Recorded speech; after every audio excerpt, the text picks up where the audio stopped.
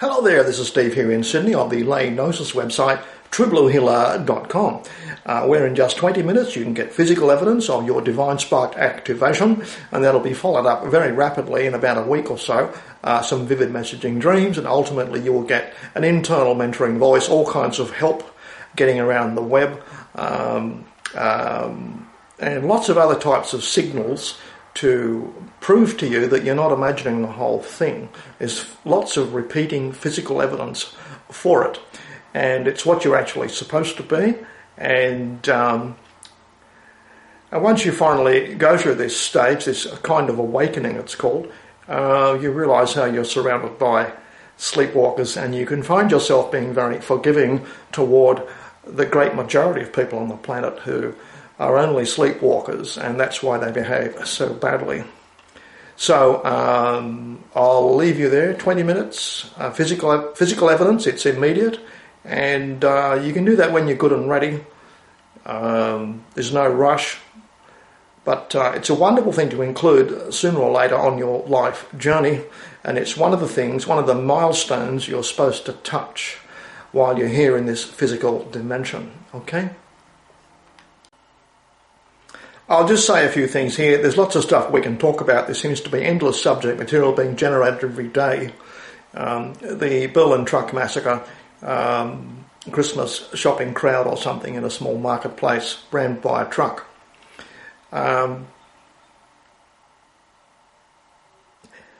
It's an example of the abject and utter failure of the Coudenhove-Kalergi plan, which was written down in just a 2-page part of the book, just 2 pages in 1920, proposed that the war between the Germans and the French could be stopped by encouraging them to intermarry, so French and German people would all have French-German relatives, and that would be the end of war, you see. Incredibly naive, because this was written in 1920 by a young man who thought he was very clever. He had been praised at school and university because he knew 6 languages, and he thought that his thoughts were golden, apparently, and he decided, he didn't read newspapers much by the sound of it, or maybe the press was very controlled in those days, over-controlled, and he didn't know the Treaty of Versailles, signed just 1 year previously, was signed by 120 international bankers. He had no idea of their role in warfare and the mass slaughter in Europe, you see. So he wrote in his own private musings in this book, which he published, on just 2 pages, that you could really stop warfare if you just got people to intermarry, particularly French and Germans, because that's where the problem began, you see. And how did he know this would happen? Well, he himself was looking at the mirror while he wrote this, and he was admiring his intellectual self was so admirable. He was a very mixed aristocracy, and with a Japanese mother. He had German, Austrian, French, Polish aristocratic blood in him, you see. He had a Japanese mother, 6 languages he spoke, praised by everyone how marvellous he was, a rapier-like intellect, so clever, going to go a long way. And he had no allegiance to any particular nation, and his fervent belief was that it was only ardent nationalism, tribalism that caused World War I. So you just got to intermarry French and Germans and there'll be no more wars in Europe as bad as World War I. So now what happened was he was philo-Semitic and openly gushed about his admiration for Jewish people who he considered to be the spiritual master race of the planet. He openly said that, in 2 pages, by the way. Unsurprisingly, the Rothschilds family purchased him and gave him a job for life, organising the mongrelization of Europe. That's really what the EU is. Even Nigel Farage says today, he summarises where did the EU come from, and it was to stop French and Germans being at each other's throats for geopolitical reasons. And then other things were piled on by stealth. No nation ever actually asked to be included in this mongrelization experiment because the general population didn't know about the mongrelization intention. A whole lot of other geopolitical advantages were built in by people in charge, often done secretly, such as the British Prime Minister Ted Heath, a raving pedophile, signed Britain into the EU or something in 1972. All done by stealth, for goodness sake. So if he was so proud of it and it was going to be so wonderful, why didn't he do it openly? Well, people who don't believe in conspiracies, do they? But that was a major, massive conspiracy involving the future of 500 million people. So, well, it's just amazing. And this internationalism appeals to a lot of pseudo-intellectuals. All of them built along Kalergi lines that wouldn't life be wonderful? What a utopia we could have if we all just loved each other. But Kalergi's plan was built on a single theme, that it was just nationalism and tribalism that caused warfare. He didn't take into account at all geopolitical manoeuvring, international warfare, the natural hunting instinct of people generally in all societies, the natural tendency to defend one's turf to the last man, and the fact that it's built into our genetic makeup, and you can't really breed our genetic makeup out of us. And a good example of that would be, you get widely differing breeds of dogs and you mongrelise them all together, they still fight and brawl, don't they? Can you decrease the aggression of dogs by interbreeding all the different breeds of dogs you can think of? I don't think it's ever been noticed. Dogs like scrapping and fighting, they enjoy it. They play mock fighting, don't they, in their games? So mongrelization of dogs over thousands of years has not stopped dogs fighting with each other, has it? So people seem to be pretty much the same. We've got to run with the gene makeup that we have. Kalergi was dangerously naive, and really his crackpot idea, simplistic idea, should have been just a pleasant sort of Sunday read and forgotten, but he was snapped up by the Rothschilds and given a position of great power and given a lot of resources to mongrelise Europe. It's been an abject failure because Kalergi never thought of the fact that you could import Islam, which is basically a 1400-year civil war ongoing between Shias and Sunnis. It's often referred to as Islamic cannibalism, where entire factions of Islam attack each other endlessly. It's a dispute over who should be in charge, who is the most pious, and who should have succeeded Muhammad when he died in 632. Okay, that issue has never been settled, and even to this very day, Muslims make war on other Muslims because they feel the other group is not sufficiently pious as they are. And that's built into the Quran. Muhammad did it. He actually wiped out people who built better mosques than he had, and apparently practiced with greater piety than he recommended. And he sent armed armies to burn the mosque down and kill all the people who were dangerously, seemingly more pious than he was. So he saw that as an intellectual sort of coup, a social coup going on, undermining his authority. So that's the story of Islam. And to import that perpetual civil war into Europe is really beyond the comprehension of Kalergi in 1920. A non-understanding of Islam is reflected in the fact that Tony Blair has been obviously purchased by Middle Eastern countries to say repeatedly for about the last 20 years that Islam is a religion of peace. He reads the Quran every day and it's full of wonderful wisdom. He's been asked numerous times then, well, if you read it every day, what's your favourite passage? And he then replies with stony silence. Oddly, most Muslims are like that too. I actually put that question to Muslims in the street. They can't quote the Quran either. And I actually caught a woman recently. She wanted me to sign a stat dec about something, and part of her declaration was that she was a devout Muslim, read the Quran every day. And I asked her the same question as put to Blair, and she failed it too. She said, what? Favourite passage? Chapter? What do you mean by that? And I said, well, can you tell me what's on the first page of the Quran? Because I know what's there, just from general reading. And she couldn't even tell me that. So there's a whole lot of fake Muslims walking around, think they're Muslims, you see. Tony Blair's got away with it too, playing this game. He's obviously been paid, but he's slowly coming to the realisation that Islam needs to be reformed, even though he can't quote a single passage out of it. He seems to be learning via social media by listening to informed people who would normally be called rednecks. They are realists as far as I'm concerned, and they simply study facts and evidence rather than listening to Marxist theory, you see.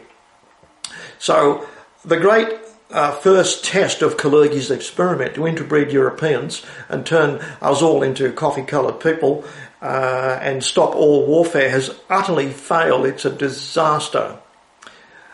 And really the experiment should be called off and all the people involved be returned to their home countries. It does not work. It does not work.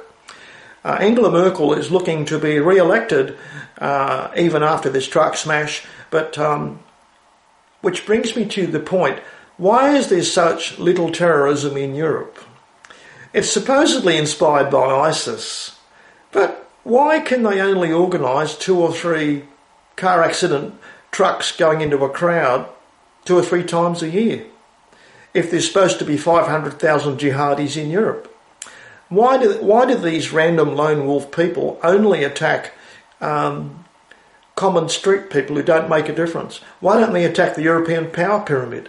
I still don't have a satisfactory answer to that, because I think if the casualty rate goes up, say there were a truck attack every week, then Germans would be inflamed and do something more decisive than voting for Angela Merkel again, which seems to be them wanting to suicide. And the Austrians recently voted to continue their suicidal behaviour. I was disappointed in that, but Brexit's going ahead. Now, how might you stop this terrorism? Is it possible to do it by an on-the-ground means? Well, Donald Trump has thrown his opinion in, and he thinks giving Europeans, like resurrecting carrying weapons again, he calls it concealed carry permits or something. But I don't think, you may correct me if I'm wrong, if you know some instances, please help below the video. I can't think of many instances in America where average citizens have pulled guns out of their handbags and pockets to blow away a lone wolf attacker or even a group of terrorists, or even disrupted a terrorist attack. Because normally everyone's caught flat-footed, taken utterly by surprise. And I don't know if everyone in Europe carrying a pistol is really going to make a difference to terrorism. Some of the guns would fall into the hands of lunatic terrorist type people, these lone wolf criminals. But I do know that in America they have vast numbers of accidental shootings, which is one of the reasons that the cost of medicine is so high, because they subsidise shooting injury repair, hospitalisation. They cross-subsidise it with pregnancies and that sort of stuff. So it costs a fortune to have a baby in America because of the massive number of gun deaths caused by accidental shootings in America. Now, you can import that to Europe, and that would kill more people than terrorism ever does. But at least it'd be accidental, and you'd feel better, wouldn't you? Surely.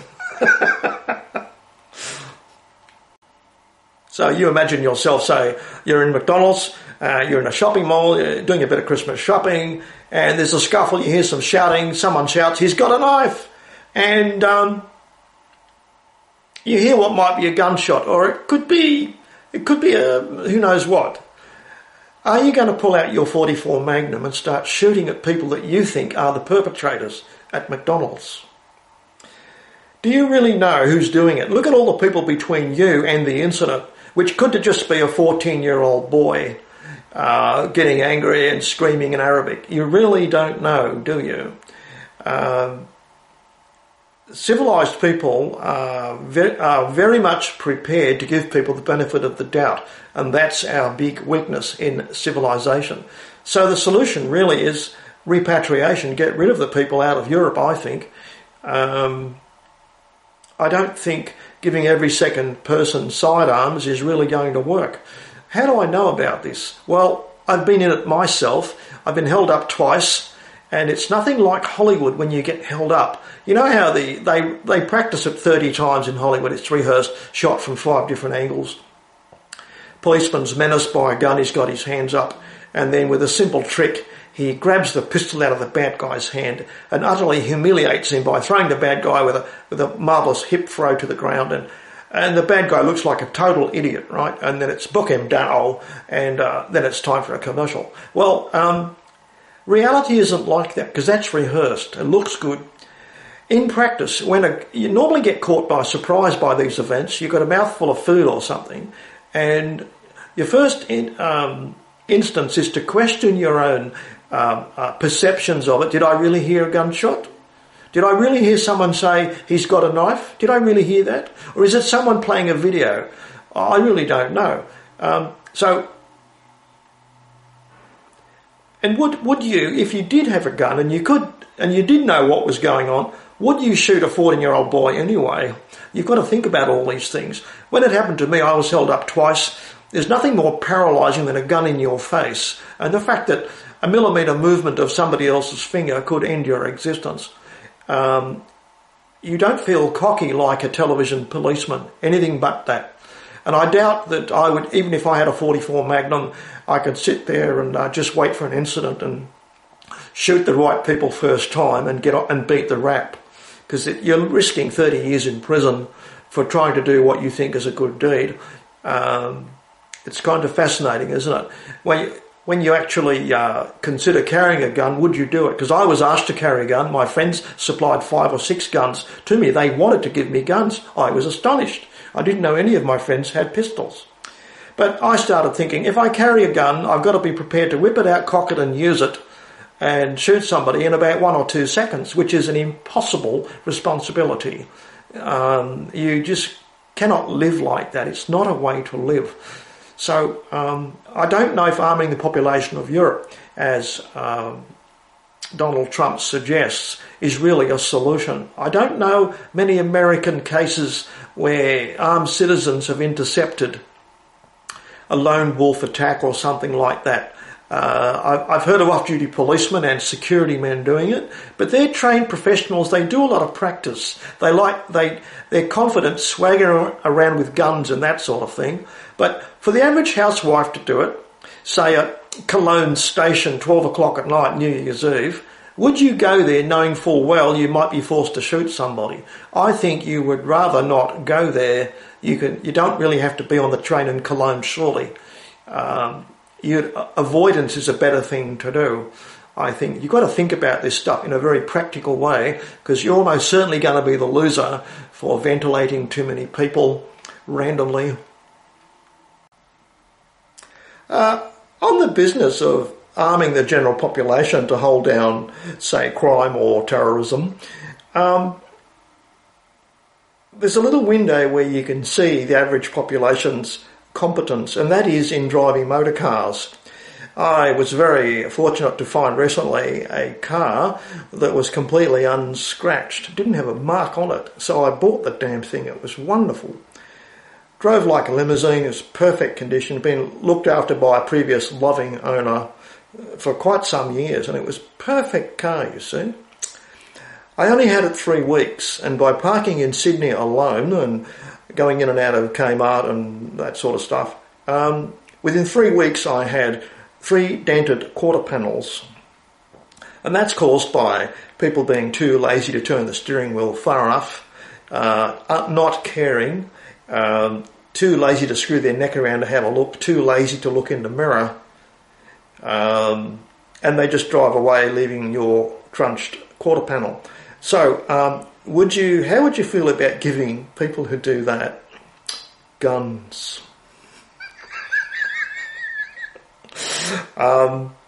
It's scary, isn't it? So Donald Trump's idea for Europe to turn everybody into a pistol-packing vigilante seems quite adventurous to me, but certainly would add colour to, it might reinvigorate Wild West ideas in Europe and they go back to being frontiersmen or something. Maybe it's necessary, I don't know.